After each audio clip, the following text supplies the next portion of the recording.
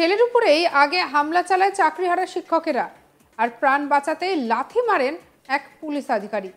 এই মুহূর্তে তার ছবি সমস্ত সোশ্যাল মিডিয়ায় ভাইরাল। ছেলের পক্ষ নিয়েই এবারে সাফাই দিলেন কসবাকাণ্ডে অভিযুক্ত এসআই রিটন দাসের বাবা মা। 2010 সালে সাব ইন্সপেক্টরের ব্যাচ রিটন দাস। এই মুহূর্তে তার ছবি সমস্ত সোশ্যাল মিডিয়ায় ভাইরাল। কেন জানেন? কসবায় শিক্ষকদের ডিআই অফিস ঘেরাও অভিযানে শিক্ষকদের নাকি লাথি মেরেছিলেন এই পুলিশ আধিকারিক। সেই ঘটনায় অভিযুক্ত এই রিটন, তার লাথি মারার ছবি সংবাদ মাধ্যমের পর্দায় ছড়িয়ে পড়েছে। নানাভাবে ভাইরাল হয়েছে সেই ছবি। কটাক্ষ উড়ে এসেছে এক পুলিশ কর্মীকে কেন্দ্র করে। প্রশ্ন উঠছে তার শিক্ষা নিয়েও, যদিও ছেলের পাশেই দাঁড়াচ্ছেন তার বাবা যতীন্দ্র কুমার দাস এবং মা দীপালি দাস। শুক্রবার গোসাবার শম্ভুনগর গ্রাম পঞ্চায়েতের ঝাউখালির বাড়িতে সংবাদ মাধ্যমের মুখোমুখি হয়ে তারা জানান, আইনের রক্ষা করতে গিয়ে এই ঘটনা ঘটেছে। নিজের প্রাণ বাঁচাতেই লাথি মারতে বাধ্য হয়েছেন রিটন। কারণ আগে তার জামা কাপড় ধরে টানাটানি, উর্দি খুলে নেওয়ার চেষ্টা এবং তাকে নানাভাবে হেনস্থা করা হয়েছে বলে দাবি পরিবারের। রিটন দাসের বাবা আজ তাক বাংলাকে ঠিক কি বলেছেন শোনাবো আপনাদের।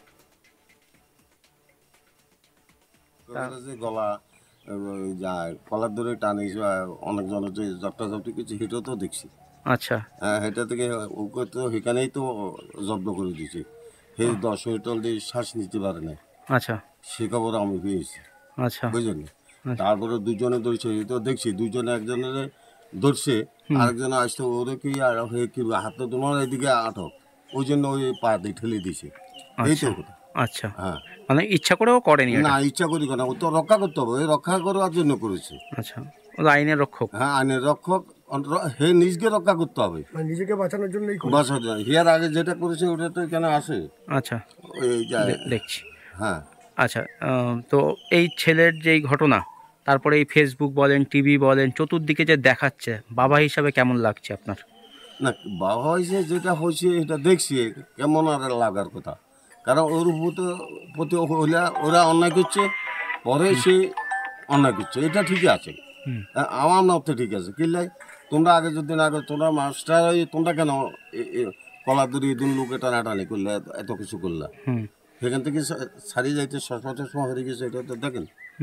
হ্যাঁ, আচ্ছা, তা সেটা তো বুঝলাম, আগে ওর উপর হয়েছে বলে ও এটা করতে বাধ্য হয়েছে। আচ্ছা, তারপরেও আপনি কি বলবেন যে শিক্ষকদের উপর এরকম যে? না, শিক্ষকদের এরকম করা এটা ঠিক না, এটা আমি বলতে পারি। কথা বুঝেনি, শিক্ষকেরা যদি জঙ্গি হয়ে যায় তাহলে আর কি করা যাবে। আচ্ছা, ও এমনি ছোটবেলা থেকে কেমন ছেলে? না, ছোটবেলা থেকে খুব ভালো, কোনো ইয়ে নাই। ওই সেই থানাটা যখন ছিল আমি তো গেছিলাম, শুনাম এটা হের বেশি। আচ্ছা, অনেকগুলো তো কেসও সলভও করেছে। হ্যাঁ, ভালো কেস সলভও করেছে। বালাকে সলভ করছে, কারো ভিজিতে যা ঢুকে রেখেছে সেখান থেকেও বাইর করে আনছে। এবং উত্তরপ্রদেশের তো কিছুদিন আগে আসামি ধরে নিয়ে এলো, উড়িষ্যা গেল, মাদ্রাস গেল, সে তো অনেক জায়গায় যাচ্ছে। আচ্ছা, আর বিশেষ করে আপনার বক্তব্য যে নিজেকে ওর উপর নিজেকে বাঁচাবার জন্য করছে, এটাতে ভুল হইলে ভুল করছে, এইটুকু। আচ্ছা, কিন্তু চতুর্দিকে একটা যে আবেদন উঠছে যে শিক্ষকদের লাথি মারা ঠিক হয়নি, ওকে ক্ষমা চাওয়া উচিত, এ বিষয়ে কি বলবেন? না, এই বিষয়ে আমার কিছু বলার নাই, এটা তার আইনের ব্যাপারে, তারা আইনের মানুষ আইনের কাজ করবে। আচ্ছা, ছেলে কি এখানে আসে? না, এখানে আসে না। থাকে কোথায় ও? না, ওখানে থাকে, ওই বাঁশবনী থানার উপরে কোয়ার্টারে থাকে। আচ্ছা, আর এমনি বৌমা নাতনি তারা ওখানে থাকে?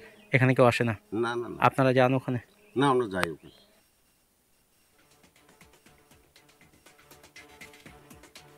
প্রায় 15-16 বছর আগে কলকাতা পুলিশে চাকরি পান রিটন। বছর 10-12 ধরে কলকাতাতেই থাকেন তিনি। বর্তমানে বাঁশদ্রোণী থানা এলাকায় পুলিশ কোয়ার্টারে স্ত্রী এবং একমাত্র মেয়েকে নিয়ে থাকেন। ছুটি পেলে গোসাবার বাড়িতেও আসেন। এলাকায় ভালো ছেলে বলেই সে পরিচিত। ছোট থেকেই পড়াশোনায় ভালো। ছোটবেলার খেলার সঙ্গীরাও এই ঘটনায় স্তম্ভিত। গত বছর নির্বাচনের সময় যে বদলি নির্দেশিকা প্রকাশ হয়েছিল, সেই সময় কসবা থানায় পোস্টিং দেওয়া হয় রিটন দাসকে। তার আগে নিউ আলিপুর থানায় ছিলেন মাসখানেক। এর আগেও হিসাবেও কাজ করেছিলেন নিউ আলিপুর থানায়। তার আগে বেহালা থানায় পোস্টিং ছিলেন। অফিসার হিসেবে দক্ষতার পরিচয় দিয়েছেন বেহালা এবং নিউ আলিপুর থানায়। বেহালা জেমস লং সরণির ফ্রিজারের মধ্যে 3 বছর ধরে মায়ের দেহ আগলে রাখার ঘটনার কেসের তদন্তকারী অফিসার ছিলেন রিটন। নিউ আলিপুরে কর্মরত অবস্থায় এক অভিজাত আবাসনে চুরির ঘটনার কিনারা করেছিলেন। জলন্ধর থেকে গ্রেপ্তার করে এনেছিলেন অভিযুক্তকে। আর এই পুরো বিষয়টা নিয়ে আমাদের কালিক প্রসেনজিৎ সাহার রিপোর্ট দেখাবো। এই মুহূর্তে তোলপাড় রাজ্য রাজনীতি। 26,000 শিক্ষকের চাকরি গিয়েছে।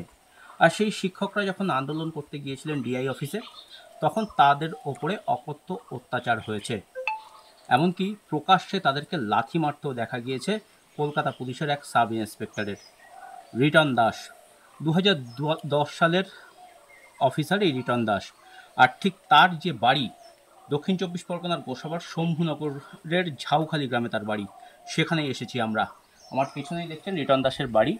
বাড়িতে তার বয়স্ক বাবা মা থাকেন। এখানে মায়ের শরীর অত্যন্ত খারাপ, তিনি স্নায়ু রোগে আক্রান্ত এবং সেই স্নায়ু রোগে আক্রান্ত হওয়ার কারণে কথাবার্তা তার জড়িয়ে যাচ্ছে। বাবা কাজের জন্য বাইরে গিয়েছেন। তবে এই বাড়ির লোক বা এই এলাকার মানুষজন রিটনকে ভালো মানুষ হিসেবেই জানে। ছোটবেলা থেকে পড়াশোনায় অত্যন্ত ভালো ছিলেন। বিপ্রদাসপুর হাই স্কুলে পড়াশোনা করতেন এবং প্রায় 12-13 বছর আগে রিটন কলকাতায় চলে যায় এবং সেখানেই স্ত্রীকে নিয়ে সন্তানকে নিয়ে সংসার করে। বাঁশদ্রোণী থানা এলাকায় সেখানেই ফ্ল্যাট নিয়ে সেখানে কোনো কোয়ার্টারে রিটন থাকেন, তেমনটাই তার পরিবারের লোকজন জানাচ্ছেন। তবে এই ঘটনার পর পরিবারের লোকজন তারা কিন্তু সেইভাবে কিছু বলতে চাইছেন না। রিটনের অসুস্থ মা তিনি দাবি করেছেন যে যেহেতু ছেলে আইনের রক্ষক, আইনের রক্ষা করতে গিয়ে এই ধরনের ঘটনা ঘটেছে, কিন্তু সে লাথি মারার আগে তার ওপরেও অত্যাচার হয়েছিল, তার কলার ধরে টানাটানি হয়েছিল, তাকেও মারধর করার চেষ্টা করা হয়েছিল, তেমনটাও দাবি করছেন রিটনের মা। তবে পুরো বিষয়টাই তিনি দেখেছেন সংবাদ মাধ্যমে, পুরো বিষয়টাই দেখেছেন টিভির পর্দায়। তবে এই ঘটনা নিয়ে বেশি কিছু তিনি জানেন না এবং সেভাবে মুখ খুলতে চাইছেন না তিনি।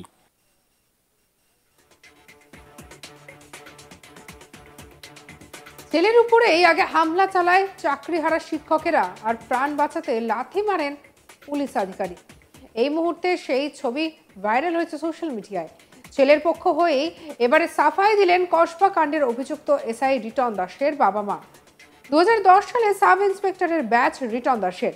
এই মুহূর্তে তার ছবি সোশ্যাল মিডিয়ায় ভাইরাল। কি বলছেন তার বাবা, শুনুন।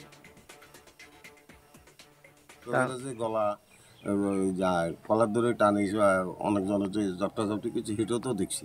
আচ্ছা, হ্যাঁ, সেটা থেকে ওকে তো সেখানেই তো জব্দ করে দিয়েছে। হে 10 মিনিট দিয়ে শ্বাস নিতে পারে না। আচ্ছা, সে খবর আমি পেয়েছি, আচ্ছা, বুঝলেন। তারপরে দুজনে ধরছে, এই তো দেখছি দুজনে, একজনের ধরছে, আরেকজনে আসতো, ওরে কি আর হয়ে কি হাতে তোমার এদিকে আটক, ওই জন্য ওই পা দিয়ে ঠেলে দিছে। এই তো কথা। আচ্ছা, হ্যাঁ, মানে ইচ্ছা করেও করেনি না ইচ্ছা করি না, ও তো রক্ষা করতে হবে, ওই রক্ষা করার জন্য করেছে। আচ্ছা, ও আইনের রক্ষক। হ্যাঁ, আইনের রক্ষক, হে নিজকে রক্ষা করতে হবে, নিজেকে বাঁচানোর জন্যই বাঁচার জন্য। হিয়ার আগে যেটা করেছে ওটা তো এখানে আসে। আচ্ছা, ওই দেখছি। হ্যাঁ, আচ্ছা, তো এই ছেলের যেই ঘটনা, সঙ্গে রাখুন আজ তাক বাংলার ইউটিউব চ্যানেলকে। অন্যান্য খবরের জন্য লাইক, কমেন্ট, শেয়ার, সাবস্ক্রাইব করতে ভুলবেন না।